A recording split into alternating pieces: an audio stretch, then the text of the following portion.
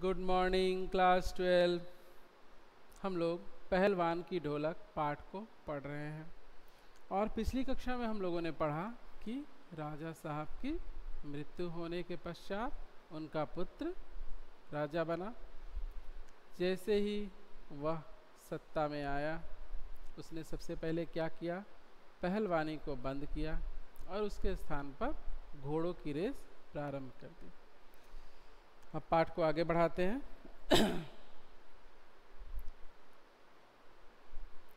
पहलवान तब दोनों भावी पहलवानों का दैनिक भोजन व्यय सुनते ही राजकुमार ने कहा, टेरिबल।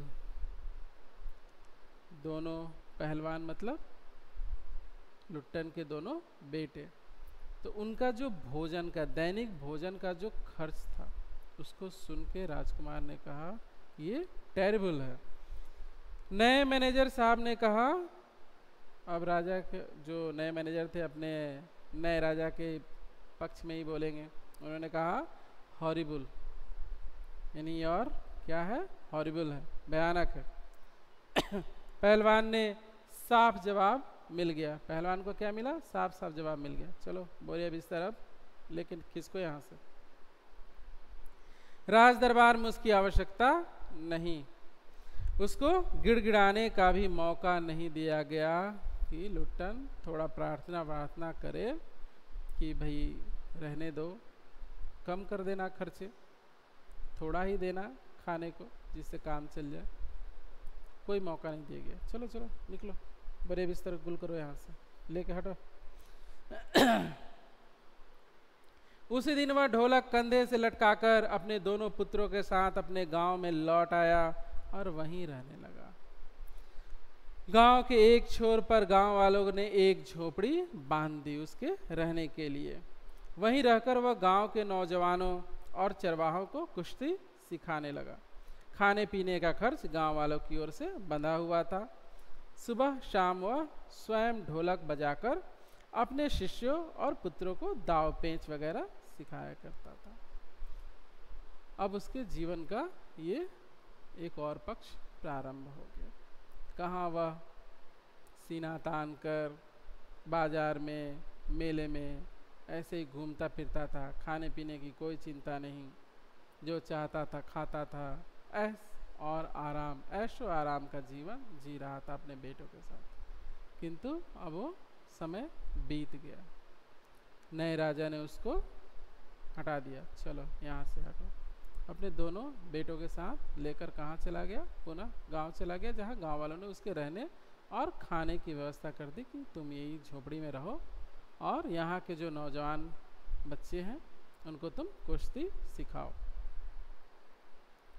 गांव के किसान और खेतिहर मजदूर के बच्चे भला क्या खाकर कुश्ती लड़ेंगे, बस ऐसे ही कुश्ती क्या हंसी खेल है, मजाक है। उसके लिए पौष्टिक आहार की आवश्यकता होती है। शरीर को बलवान और मजबूत बनाने के लिए पौष्टिक आहार की आवश्यकता होती है।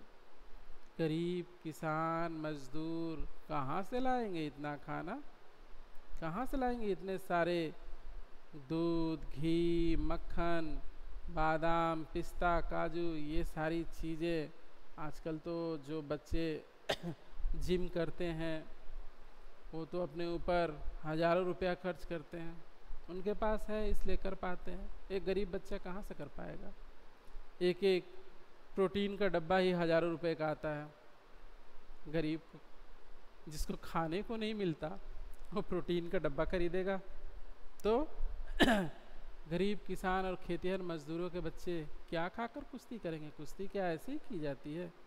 एक 1.5 पसली का लड़का जाकर कुश्ती करेगा, उसके लिए उसका शरीर हिष्ट पुष्ट तंदुरुस्त होना चाहिए, हट्टा कट्टा होना चाहिए, मजबूत होना चाहिए। तो ऐसे ही मजबूत हो जाएगा शरीर? नहीं, भोजन से होगा।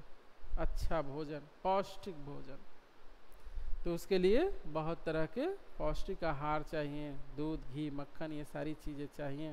ये मैं पहले के खाद्य पदार्थ बता रहा हूँ। आजकल तो चिकन, मटन और तरह तरह के प्रोटीन सप्लीमेंट्स, मतलब मार्केट में तो भरे पड़े हैं सप्लीमेंट्स। तो ये सब क्या फ्री में कोई दे देगा, हाँ ले लो, जाओ जाओ, ये क्या चाहिए, प्रोटीन चाहिए, डब्बा चाहिए, ये लो। ऐसे ही कोई नहीं देने वाला, पैसा खर्च करना पड़ता है। तब जाकर शरीर उस तरह का बनता है। तो बिना पौष्टिक आहार के शरीर नहीं बनेगा। तो क्या खाकर वो कुश्ती करेंगे। धीरे धीरे पहलवान का स्कूल खाली पड़ने लगा। अंत में अपने दोनों पुत्रों को ही वह ढोलक बजा बजा कर लड़ाता रहा, सिखाता रहा। अब क्या करे, कोई उपाय उसके पास नहीं था। दोनों लड़के दिन भर मजदूरी करके जो कुछ भी लाते उसी से गुजर होती रहती। अकस्मात गांव पर यह वज्रपात हुआ। पहले अनावृष्टि, बारिश ना होना, अनावृष्टि, फिर अन्न की कमी, तब मलेरिया और हैजे ने मिलकर गांव को भूनना शुरू कर दिया। यानी गांव में तांडव मचा दिया। किसने? हैजा और मलेरिया ने। गांव प्रायः सूना हो चला था। घर के घर खाली पड़ गए। रोज 2-3 लाशें उठने लगी। लोगों में खलबली मची हुई थी। दिन में तो कलरव, हाहाकार तथा हृदय विदारक रुदन के बावजूद भी लोगों के चेहरे पर कुछ प्रभा दृष्टिगोचर होती थी। कुछ चेहरे पर देखने को मिलती थी भावनाएं। शायद सूर्य के प्रकाश में सूर्योदय होते ही लोग कांखने, कूकते, कराहते अपने अपने घरों से बाहर निकलकर अपने पड़ोसियों और आत्मियों को ढाढ़स देने लगते थे। रात में खामोशी, मृत्यु का तांडव मचा हुआ है। रोज 2-3 लाशें, घर के घर सूने पड़ गए इस महामारी से। अरे क्या करोगी रोकर दुल्हन, जिसका पति मर गया है, जो अभी कम आयु की है,